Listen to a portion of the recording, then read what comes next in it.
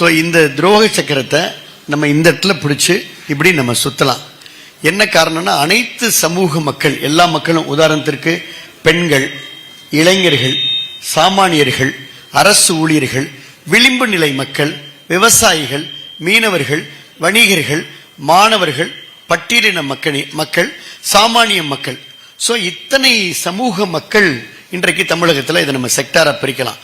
இந்த மக்களுக்கான ஒவ்வொரு வாக்குறுதியையும், இப்ப இளைஞர்களுன்னா ஒரு வாக்குறுதி, மாணவர்களுக்குன்னா ஒரு வாக்குறுதி நிறைவேற்றி தந்திருக்கிறோம் அப்படின்னு இந்த அரசு சொல்லுது.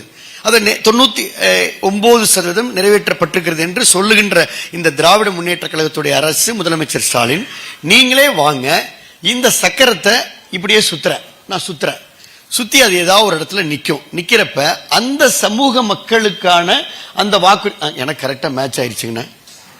எனக்கு மாணவர்கள்னு வந்திருக்குன்னு நீட் தேர்வு, ஆமா மாணவர்கள் நிக்குது, நீட் தேர்வு ரத்து செய்யப்படும் என்று வந்திருக்கிறது. நீட் தேர்வு ரத்து செய்யப்பட்டிருக்கிறதா என்பதை பொதுச் செயலாளர் 46 கூட்டத்திலையும் கேட்டுக்கிறாங்க. ரத்து செய்யப்பட்டிருக்கிறதா?